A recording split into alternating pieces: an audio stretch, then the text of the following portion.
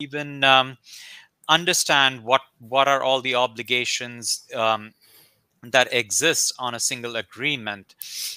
There's clearly lack lack of follow through on obligations, performance obligations and expectations that have been listed out in agreements across the board. And this problem doesn't necessarily reside with legal. Of course, legal touches pretty much every single contract, but then obligations could touch other departments like HR, like finance, IT departments for measurement of SLAs and so on. But there is no consistency. There is no centralized visibility, centralized ownership, and follow through of these obligations. And what happens as a result of that are there are inefficiencies that creep in when when it's time for contract renewals. No one has visibility into obligations. How did the vendor perform? How can I look at historical performance to now go and negotiate better terms with the vendor? Those things are not possible. I know I'm talking a lot, but I'd love to give our luminary legal expert, Jason Smith, who has joined us, to share some of his perspective around challenges related to obligations. Jason, over to Thanks, you. thanks, Sunil. And Yeah. everything you're saying is correct. And what makes this really ironic, I think, is I've worked in contract management with contract management technology for, I guess, going on 15 years now, and even contract management before that. and a lot of the focus tends to be on, at least from what I see, on the process of contracts from the time they're requested, drafting, negotiation, approvals through execution. There's a lot of time and a lot of money focused on fixing that piece of the puzzle. And granted, it's a tough piece because there are so many what we often refer to as warring factions, the different business units that have different needs and different requirements that are all feeding into this one process. But what I find so ironic is that as much as we spend on time and money on that piece of it, we're really focusing on the pre-execution process. And if you really think about a contract, like the bulk of the risk is created at moment of execution. There is no risk of that contract until you've actually got a contract, until you've got it fully executed. And yet we don't spend a whole lot of time on fixing that post-execution process. And maybe it's because it's not as linear of a process that we necessarily think of as the pre-execution phase. But when we think about it, like a lot of the activity that's going on today are lookbacks, a lot of big look-back projects. And I'll tell you right now, look-back projects aren't cheap. And there's a lot of money being spent on companies that, I mean, World CC or the former IACCM always had a statistic. A lot of people repeated that, the average Fortune 2000 company had between 20 and 40,000 active contracts. I mean, that's a haystack. And when we start talking about looking for specific obligations, now you're talking about trying to find that needle in that haystack. And that's, to me, as ironic as how much focus is on the pre-execution piece of it and how little of it, at least to this point, has been on that post-execution obligation world. Like you said, it's obligations from a commercial side, from a legal side, from a risk management compliance side. And there's so much to be done. But when we look at it, and you look on this chart here, the graphic, it's time consuming. If somebody says, go back and look through a contract and pull out all of the obligations, that's time consuming. Now multiply that by 20 to 40,000 times. And that's just one person looking through those, through those contracts. And that's a lack of visibility. It feeds into the idea that, okay, we entered into these contracts. Now we have to perform. And we either have to make payments or we have to deliver something, provide something to the other side.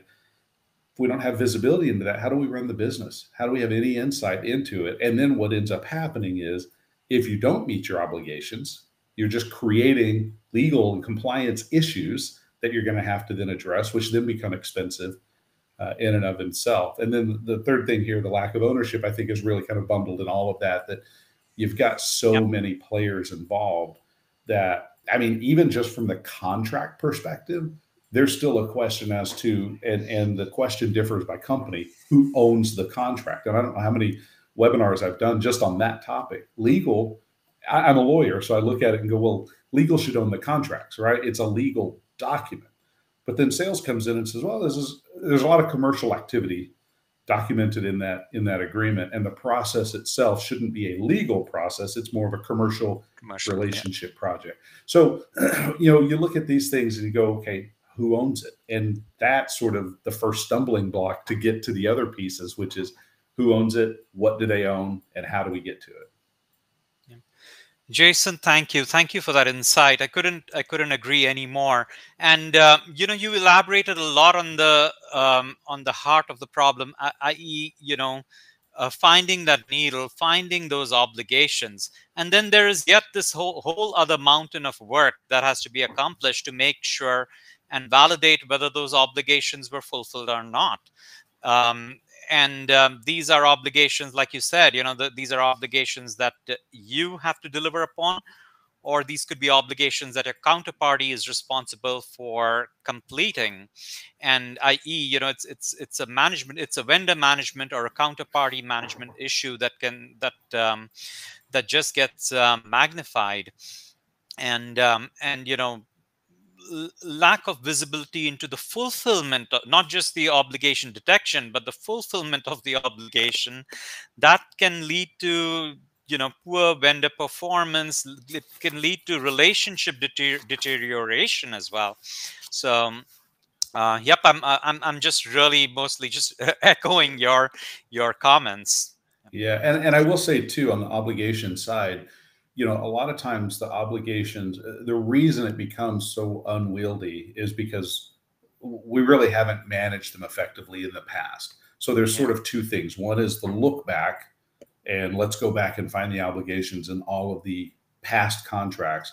Then the next phase is really, let's prepare for not having to look back on all the go forward contracts. And I think that's where technology really comes into play, because what we want to do is we want to set up a mechanism during that pre-execution process where we're so worried about creating a document and putting the right language in and putting the right information, is collecting the obligation information during that process so that it becomes more of a structured or a data, structured data on the back end, which then becomes much easier to manage and to report on. Maybe, for APIs into other systems that you have to touch in order for delivery, whether it's licensing systems or compliance systems, background checks, or other processes that have to kick off. If you can sort of create that structure before the contract is executed, that part of that regular contract lifecycle, it becomes easier on the front end, and you do it as you go,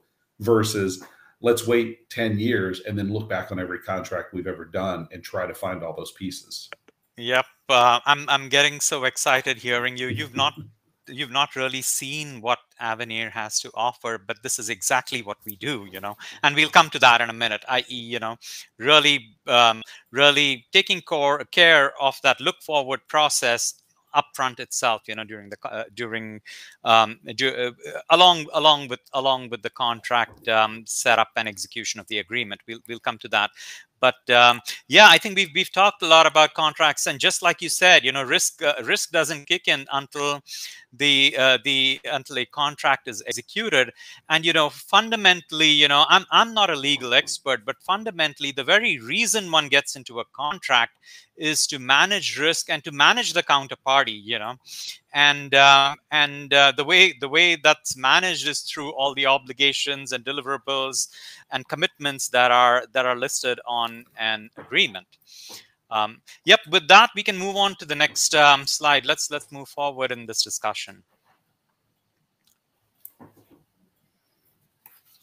Okay. So yes, the topic of our webinar is really focused around SaaS contracts, and so we are basically now double clicking into SaaS agreements, and these agreements can take a variety of shapes and forms. These agreements could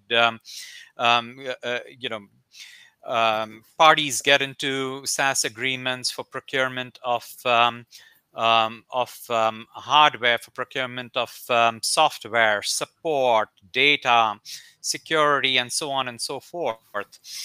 And once again, yeah, we already talked about this. These types of agreements obviously touch many different departments, and in addition to the agreement itself, there are many other documents, addendums, references to regulatory requirements that go along with that agreement, like privacy policies and terms of services, and regulatory laws. In the case of healthcare, HIPAA requirements also creep into these types of SaaS agreements. So really, just the purpose of this is to level set, what we're talking about when we discuss, when we talk about SaaS agreements. And Sunil, I think it's important to dive deep into this because SaaS agreements do get very complex. We're not just talking about here's a product, here's a widget, and we're going to sell you X number of units at X price, and Yep. now we have to deliver it, and you will pay for that. I mean, we start talking about SLAs related to uptime, disaster recovery, business continuity, transfer of IP rights, and Yep. the way that the SaaS model works is who owns what piece of that, which becomes critical later on down the road. You start talking about indemnity, limitations of liability, and like you said, you HIPAA, you got data protection, you got all these other facets, and it's not just legal and or sales that are having to kind of put this information in. You've got all these departments across an organization that not only give input into the contract, but then have the obligations, if you will, to manage these as this contract goes on month to month, year to year, versus just a once in time transaction. Yep, absolutely, Jason. And actually, everything you talked about in terms of the different types of SLAs that exist, I think that's just coming up on our next slide. So if you can move on to the next slide. Yep. Just once again, actually, even before we get to the types of SLAs and such, from our side, what we did is we really summarized, the complexities that we see in SaaS contracts. This is really, we summarized and simplified the complexities we see on SaaS contracts into 4 buckets. And we thought this would be a good time to actually take a poll from the audience and learn from them, which area do they see the greatest pain in? So, yep, Colin, over to you for the poll. Let's see who responds and what response do we get.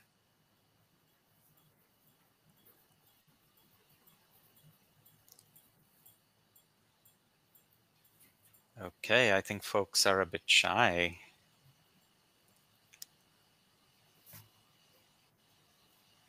All right, we're getting there.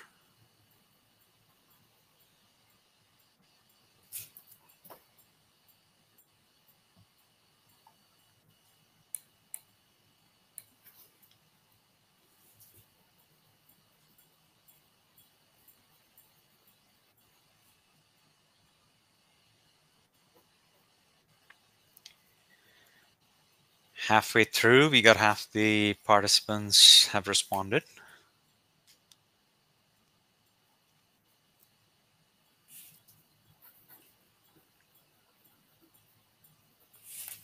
Okay, let's look at the results. Oh.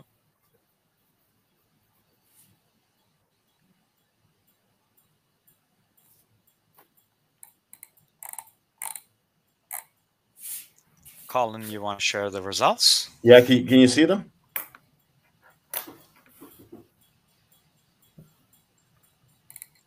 Oh, yeah. If you scroll down, Sunil. Okay. Sorry. Okay. Where do you experience the greatest pain? Oh, wow. So the bulk of the audience has voted, at least the ones that did respond have voted SLAs as a primary area. And That's pretty interesting, because SLAs are pretty much a specific form of obligations. But it's interesting that the second highest category where the audience experienced or reported that they experienced pain is in the area of renewals. And it's interesting because these two are tie in so tightly and closely to each other. I mean, basically, SLAs and performance against SLAs is almost always an input into the renewal process and the renewal negotiation. So thank you everyone for sharing your input on where you are seeing the greatest pain and complexity.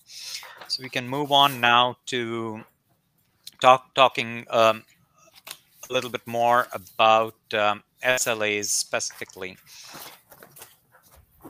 And Jason, basically this slide is summary of what you actually already covered. You talked about, when we talked about complexities in SaaS contracts, we talked about the different departments, the different types of agreements, and the different types of or categories of procurement that exist with SaaS contracts.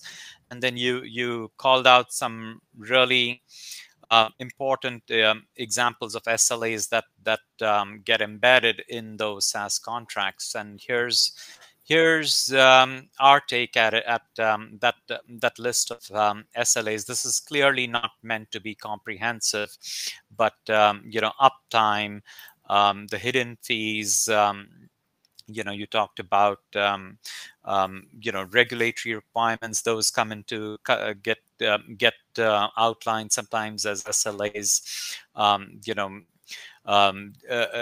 SLAs related to disaster recovery and system availability and so on. They're all over here.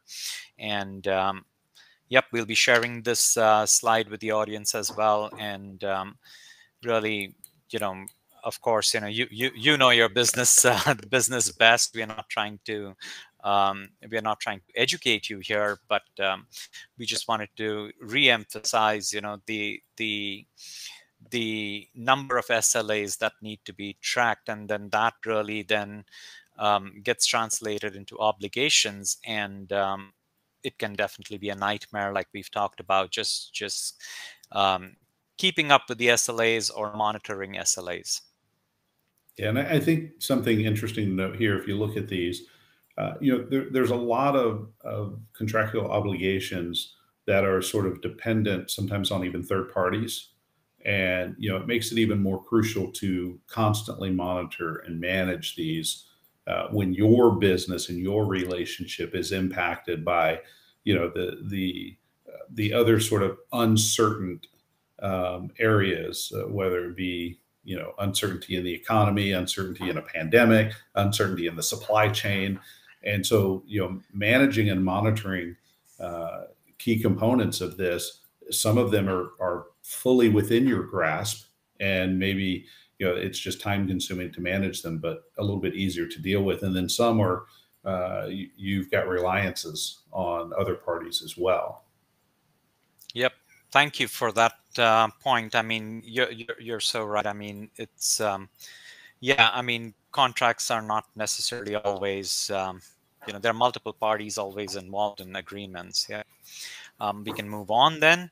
Well, it's almost time for another poll as well. It looks like that was fun, although I goofed up with the scrolling. But what we've done here at Avenir, and this is not rocket science. What we've done is we've developed a maturity model framework for obligation management. And of course, there's a lot of detail behind this. What we did is we're just representing this in a simplified manner out here. And the maturity model has multiple levels. The very basic level being whether an organization has a baseline contract repository to store all of its contracts and obligations, and then the levels keep increasing. Level 2 is really level 2 is really identification and tracking of obligations. However, that's done manually. Level 3 of this maturity framework uses advanced technologies. So it assesses organizations on the basis of the technology. For example, artificial whether an organization is using some form of intelligence to discover obligations and auto assign them to various parties. And then the highest level of maturity is that even after after the identification of those obligations, how is the organization then taking that information and automating the actual monitoring and compliance against those obligations. Yep. So what we want to do now is actually take a poll, and with these 4 levels, we wanted to check with the audience where they are on the, where you think you are on the maturity scale as it relates to obligation management.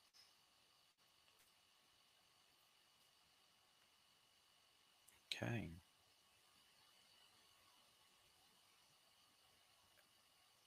So once again, level 1 was okay, I think you have that information. Level 1 was just the repository. Level 2 was tracking of obligations, but manually.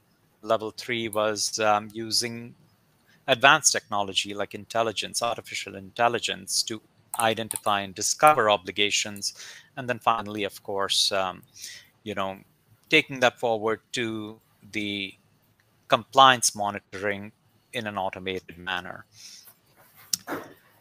Okay. Or maybe we give the audience another 10, 15 seconds to vote.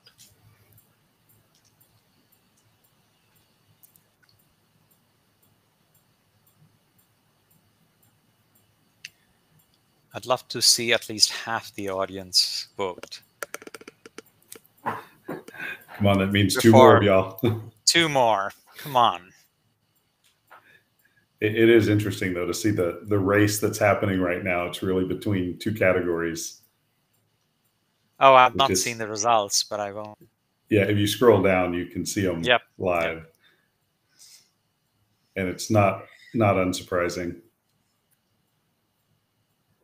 Or not surprising? Oh, no, it is unsurprising. Yep. There we go. Now you get 50%. And of course, they're exact.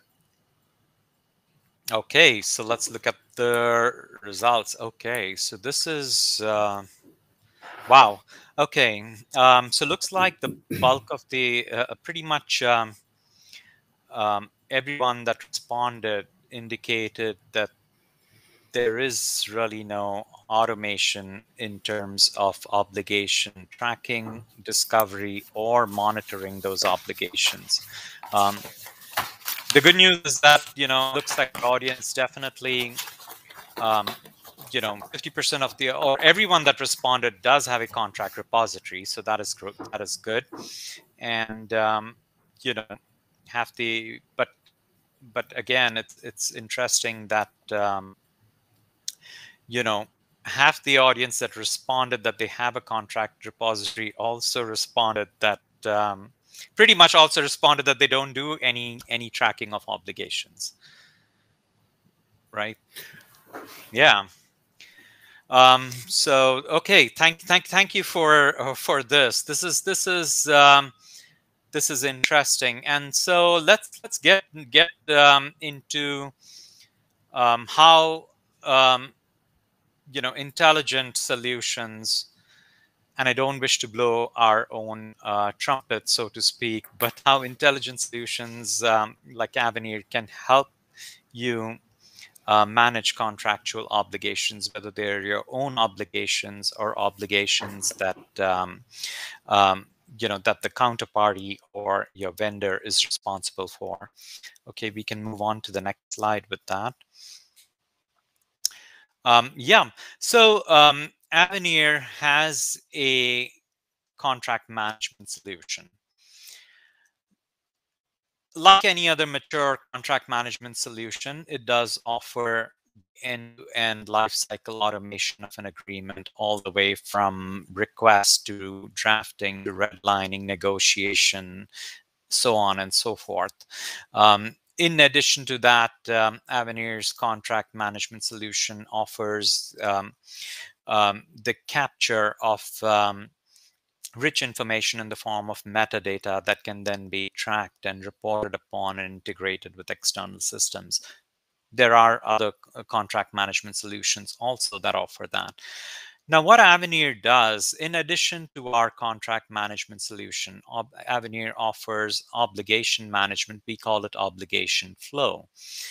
And what obligation flow does, and we'll get into a double click of that, what obligation flow does is it really it it ingests agreements or looks up agreements and associated documents that or attachments that go along with the agreement, and automatically discovers obligations for you. It automatically extracts clauses and obligations. These obligations can be actionable obligations or non-actionable obligations as well, i.e., obligations that could become actionable in the future. For example, hey, if a if there is a breach, security breach, then something needs to be done. That would be a non-actionable obligation.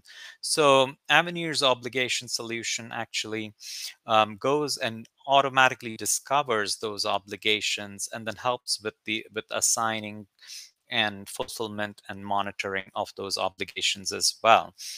Now, Avenir's obligation management solution, obligation flow, works in conjunction with our own contract management solution. But in addition to that, it works with any other contract management solution or even a repository that you may have in place. So that's really awesome about Avenir's obligation management solution.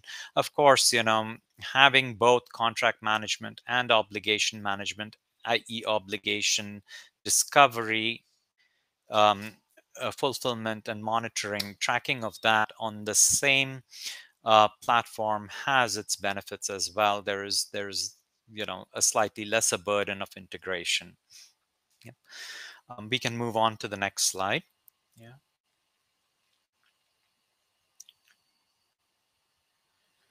Okay, and here, we wanted to double click into our obligation flow built on the ServiceNow platform.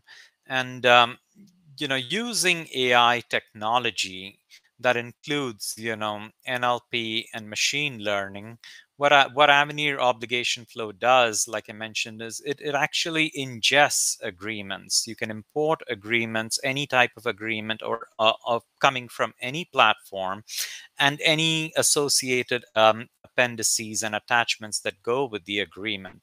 And then the engine actually, Avenir's obligation engine, actually AI-enabled obligation engine, actually goes and extracts out all of those obligations, and then automatically creates tasks associated with those obligations, i.e., fulfillment tasks that can then be routed to different groups, different departments, like we talked about. Some can go to legal, some can go to IT for actually going and measuring SaaS specific service level agreements, and so on and so forth. And then of course, the compliance against those obligations can also be tracked, can be approved, and then reported back again for a holistic view of performance, whether it's your performance or the vendor's performance. Yeah.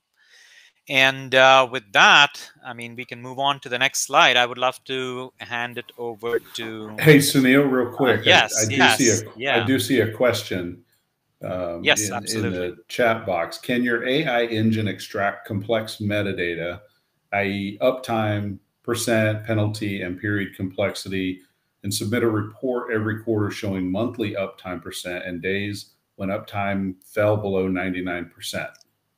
Yes, absolutely. So that is the beauty of the engine. So we don't just extract the obligation, and you'll see that in the demo.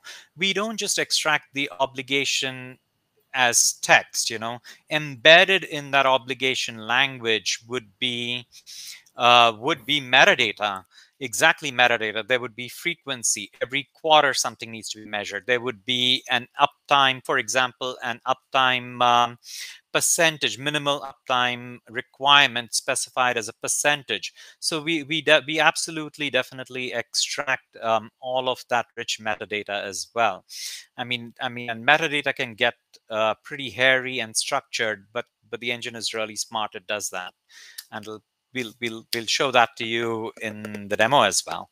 Yep. Thanks for that question, Jason. With that, Rohit, I'll hand it over to you to wow us with the demonstration of Avenir obligation flow on ServiceNow. Awesome. So thank you, Sunil, for handing it over, and thank you, Sunil and Jason, for this awesome discussion about what obligations and how risky the contracts are. So you rightly pointed out that every contract is kind of complex, and there's a lot of intricacies that is there within the contract, right? You have multiple risks in form of obligations, and during the execution itself, there is a lot of things that needs to be done. So you need to obviously identify the obligations and try to also reach out to the stakeholders. So that's a workflow in itself, so which you need to take care of. And contract managers most of the times have to go to each stakeholder and say, okay, where is the task? Have you fulfilled the task or not? And that's a huge that back and forth between the stakeholders. It takes a lot of time of the contract managers, and that's what we're trying to fulfill or solve with obligation flow in here. So if we talk about the contract manager, so they first have to identify the contracts and then try to identify the different SLAs and obligations that's probably lying within the contract. Now, a typical SaaS contract that you earlier mentioned, they're pretty risky, and those are like long 30, 40 pages, 50 pages of contract. And most of those contracts or SaaS contracts specifically are part of suppliers, right? Those are the contract languages of supplier. So each contract manager has to review those 30, 40 pages every time. And that's what we're trying to solve with obligation flow. And that's what we're going to also talk about a bit more in the demo. So before we get into the demo, that how we are solving with each contract, how we're extracting the data. Uh, the first thing that a contract manager, when they logs in into the obligation flow, the dashboard or the solution, they just see that okay, they will go back and see what are the typical obligations they are assigned to, because each manager is assigned like 100 contracts, right? So they have 1,000 or maybe at least 200 of obligations, tasks that they have to fulfill. So the first priority for them is to resolve those tasks really fast, because that's how you become more effective in solving or managing the risk on that one. So as a contract manager, you're going to track the contract, you will track the SLAs, and then you'll try to follow up on the fulfillment task that's there. And that's what is also available on the dashboard. Now, what you're seeing on the left-hand side are the typical obligations that get assigned to a vendor, to a contract manager called Melissa. So I've logged in as Melissa, and she just sees, okay, what is the typical obligation that she has to manage. She is currently managing all the SaaS contract. That means all the clauses or the SLAs specific to categories like data protection or SLAs. Those are the typical obligation that she kind of solves out there. Interestingly, discovering obligations is the first part. The second phase is about assigning the task to different owners, right? So on the right hand side, you're seeing all the tasks that get assigned to specific stakeholders or to the different owners. Uh, so any task that goes on moves across different stages within the journey, right? Where it starts with the pending, where you start assigning the task to each owner. So you have a list of stakeholders or owners who are assigned all the different tasks that's underlying within the contract, right? So you would, as a contract manager, you would like to move it from pending to work in progress and finally fulfill the task. And as a contract manager, your nirvana is that all the pending tasks will move over to the closed task, right? That's the nirvana. Nobody wants to see the pending task. And this is where there's a lot of back and forth that can be managed or automated by the system itself via notifications or via reminders.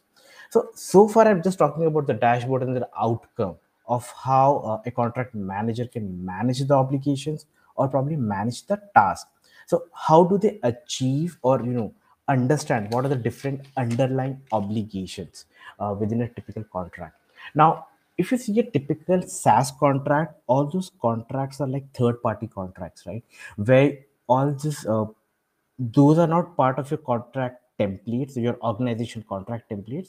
Those contract papers come in the contract language of a supplier or a vendor, or your typical IT vendor, where all the different SLAs of uptime, renewals, pricing, what kind of the return time, everything is being mentioned.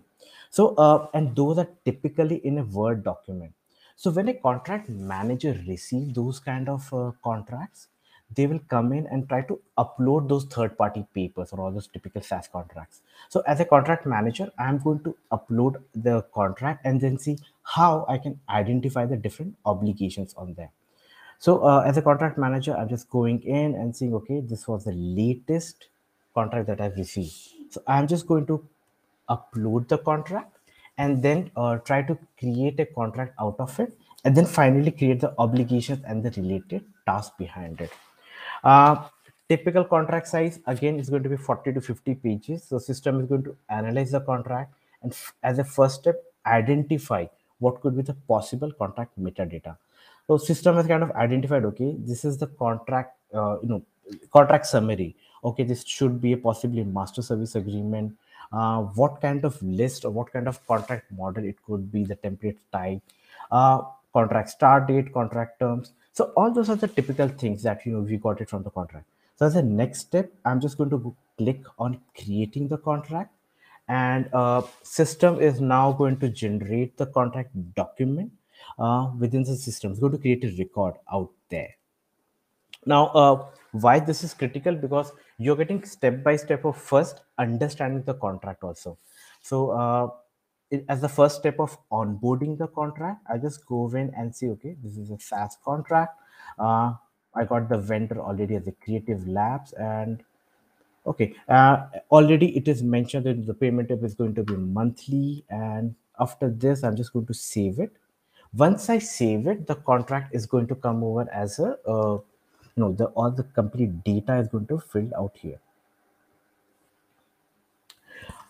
So I'm going to give some time to the system so that they extract or create the proper contract format that can be easily reused later on. Yep. So, Rohit, what you're showing is that if the contract exists even in an external system, it can just be ingested and that contract record can be created here, and then you can do the obligation discovery. Is that correct? Yes, that's correct. Yep. Uh, so we have onboarded a different contract, an external contract, and now we are going to create a contract document. And as a next step, we'll create the different or discover the different obligations in the contract. Everything is happening in the real time, so that's why you're seeing the system is going and trying to identify the different data around it. Okay. So now this is the specific contract related data that needs to be done. Like you have a system generated number, and that based on the numbering that the you have put in the system, that it has been configured in the system, and you can see the Word document that was attached, and also you can see the actual contract that was there.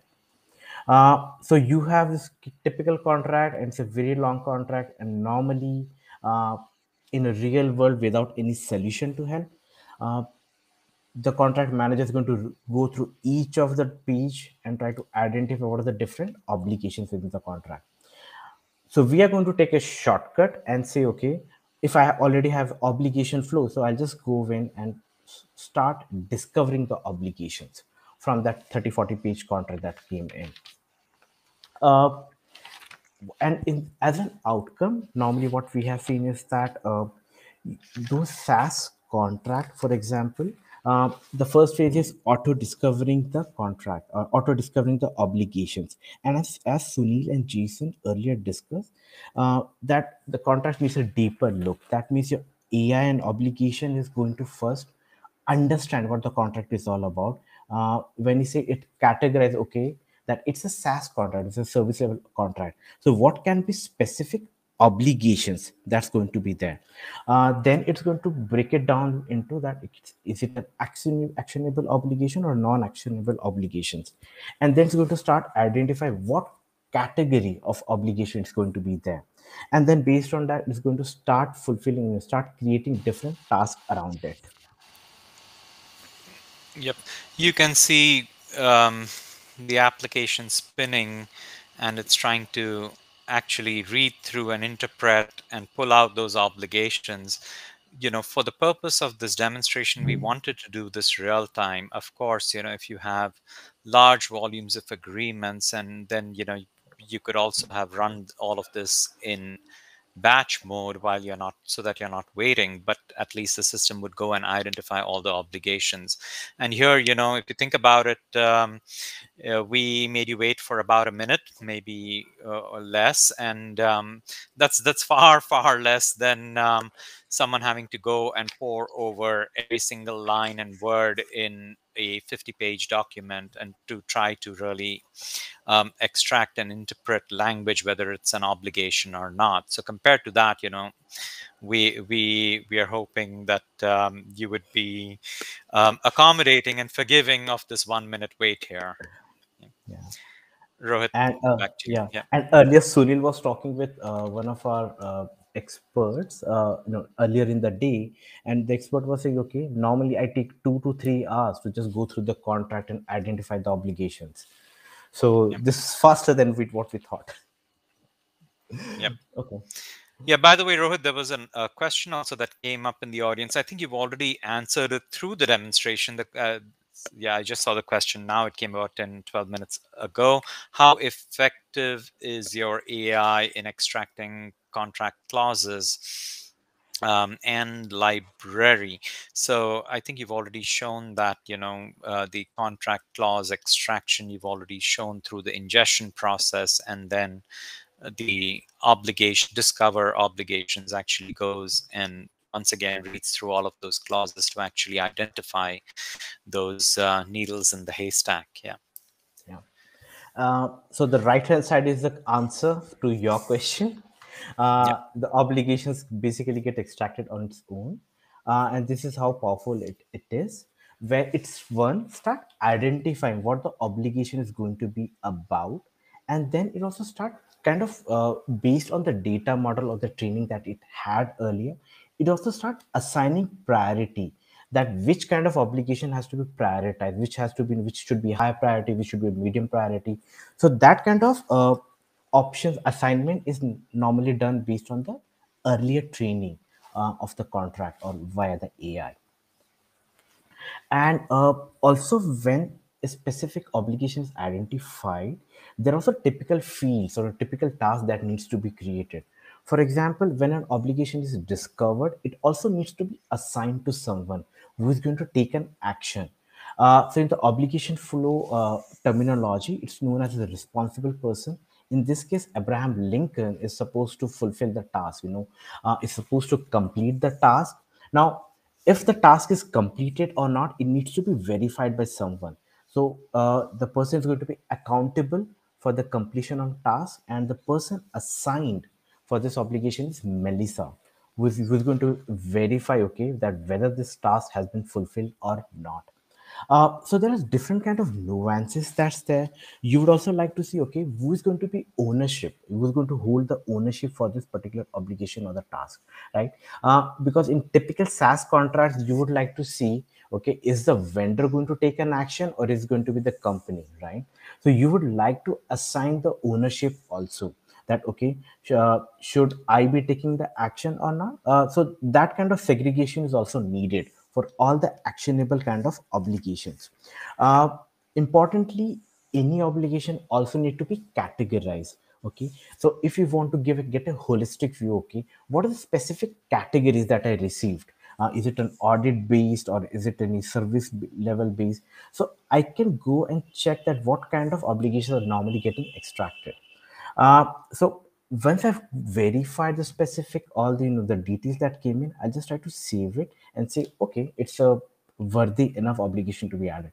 And then this is you can basically give assign a record or assign it saying that okay, this obligation needs to be attached to the contract. Uh, in case of contract, you might get 50 or 100 kind of obligations or different tasks that needs to be done, but not all obligations are created equally or are equally important. So you would like to choose maybe three essential obligations, and the remaining one obligation you can just ignore, because you don't want to overwhelm all the stakeholders with all the different tasks, right? You want them to focus only on the critical obligations. So as a contract manager, you have that choice of which kind of obligation needs to be prioritized to get processed. So I'm going to go ahead and just kind of probably process two specific obligations and I say okay, others are not relevant for me, so let me just ignore it. So I'm just going to click on refresh and see okay, which are the relevant obligations, only those will be attached. So in this case, only two contract obligations are important for me. So let me deep dive even further and see okay, what happens within the obligations, right?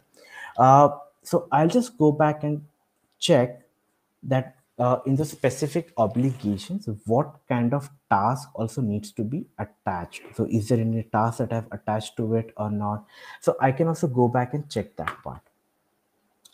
One thing which I really kind of also missed out earlier was it's really also important to see what's the frequency of setting up the obligations. Do you want to go back and check in each obligation once in just one time as an ad hoc basis, or you just want to assign it weekly, monthly, annually? Most obligations typically we have seen is in the monthly or an quarterly part of it. So accordingly, the task will be created every time. Uh, that's one of the things. And as let me just go back to the task dashboard and see what exactly happens. So choosing on the specific task that has been created, uh, you can also go back and see okay, in the task level, what are the different things I need to do. For example, even if the task has been created, you also need to go and check whether the owner has been notified, whether the task is complete or not. So you can set up different actions so that none of the tasks remain pending status. So it moves over and your SLAs or the obligations are properly managed. Because as a contract manager, it's just not about discovering the obligation. As the second phase, like assignment of obligations, as the third phase, fulfillment of obligations is also part of my KPI. So I'd like to ensure that also to be done. Uh, there are two ways to do it. Either you can manually go back and notify, or you can set up different reminders that the specific task owner needs to check in every maybe every 15 days or every 30 days until the task is completed. So those kind of different notifications, automation is possible there. So this is what we do. Yeah, and this is what we do currently at the task level. Now let's go back at the 35,000 feet level and see what happens even if the task has been created. So what's the big deal around that? So now I'll go back and have a zoom out and check what are the different obligations that normally gets created from the contract. So I can go back and see okay, what are the typical obligations that's created. It's SLA. And this is what we also mentioned in the survey, that most common type of obligations are SLAs or different renewals that's coming in. So as an organization, you can also zoom out and see and have a holistic perspective of what the different obligations. Uh, the final part of the demo is about the monitoring part. How do you ensure that all the tasks or all the obligations are properly in the specific category? And for specific categories, you might have to also prioritize. So you can see okay, at for example, as an organization, I would like audit specific obligations to be fulfilled faster. So I can always go back and check at each contract level or vendor level how do I ensure that the tasks are fulfilled faster? So this way I can zoom in and zoom out at task level or at the organization level. And I just see we have 5 minutes left, so let me stop the demo here and wait for questions. Yep. Hey, Rohit, thank you so much. I mean, I'm sure our audience is super smart. They get it, as long as the ability to really, the heavy lifting is in the AI engine to really extract clauses, to identify obligations, and then there is the whole workflow management capability that you showed, i.e. creation of the tasks and assigning those tasks. And then, once that all of that is captured, then creating these dashboards and providing that visibility across the board, that becomes really easy because all the data is captured, the monitoring is captured. So yep, in the interest of time, we can move on. I mean, there are barely 5 minutes left. There is another, well, there are two questions popped up actually. How many contracts have you managed till date? I don't know the answer to that. However, I know that we have large enterprise grade customers, that have actually used this for ingesting and discovering obligations across, like, I think 6 to 7 thousand agreements. So that is a pretty significant number. The other question that came up is, what is the overall implementation cycle time? Um, you know, if you only had one contract template type and no legacy, and you didn't have thousands and thousands of legacy agreements, I would say this is a ready to use system. You can get up and running in pretty much no time. But, practically, there would be, your contract types, your categories that would need to be configured, access roles, permissions, templates. So it could take anywhere from about 2 weeks to 12 weeks, the implementation cycle time, which in my mind is something unique that Avenir offers, i.e. the actual time to value. So yep, those were some of the questions. Okay, one more came up. How are pre-awarded contracts managed? So I think this refers to agreements that have that already exist. These could be legacy agreements or agreements coming from an external system. I think we've already shown that in the demo as well, that we have the ability to integrate or ingest agreements originating from any other system.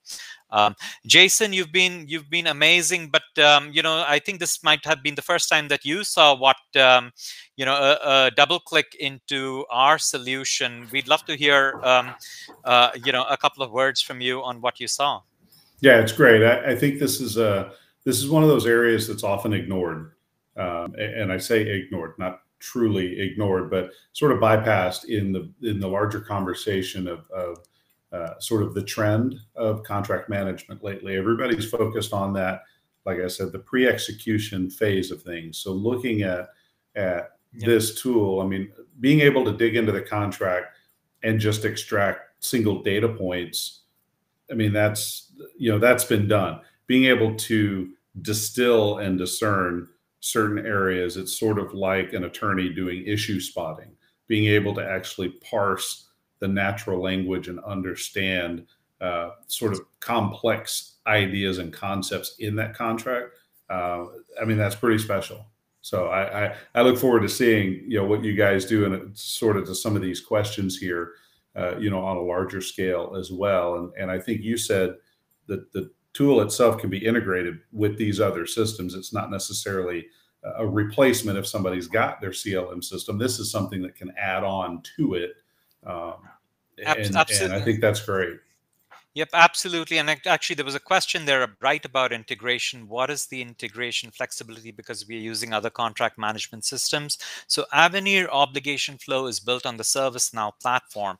And ServiceNow offers an integration hub with spokes, i.e. specialized connectors. Actually, they have specialized connectors to ERPs, to SAP, to CRMs like Salesforce. So yes, absolutely. We can connect to any existing contract management system that you might have. And I will say, having been down this road of demos in previous lives with contract management systems and sat on thousands of system demos.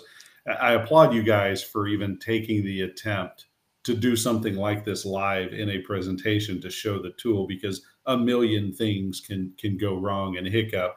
And I do think it's important to underscore the fact that even though it took a minute or two, and as you're talking through it, the thing is spinning, what it was doing to that contract, it cannot be understated how long that takes from a manual process. And so I think when people take a step back, maybe they were sitting here going, okay, it's spinning, it's spinning, it's spinning. But they take a step back and think, okay, this could have taken me an hour, could have taken me 2 hours in my typical life. And they're going to go back to their contract process today, and they're going to see how long it takes. I applaud you guys for taking that risk and jumping out there and doing that, and then seeing it come back and work. Is always sort of that, Yep. cherry on top. Yep. Thank you, Jason. And to be fair, to be honest, I don't believe anyone else is doing this in an intelligent manner. And we are still learning from our customers, but what our customers have reported so far, the accuracy levels that they have reported, they are way more than what we had even thought that we could deliver. So we are ourselves pleasantly surprised at the accuracy level of what we have been able to deliver in terms of obligation discovery. Yep. So we are pretty much at the top of the hour now, and with that, I wanted to thank everyone for their patience, for hearing us out and taking a deeper look at Avenir's obligation flow capabilities. I wanted to thank Jason. Thank you so much. It's always a pleasure interacting with you, and I always learn something new when I speak with you. So thank you for that.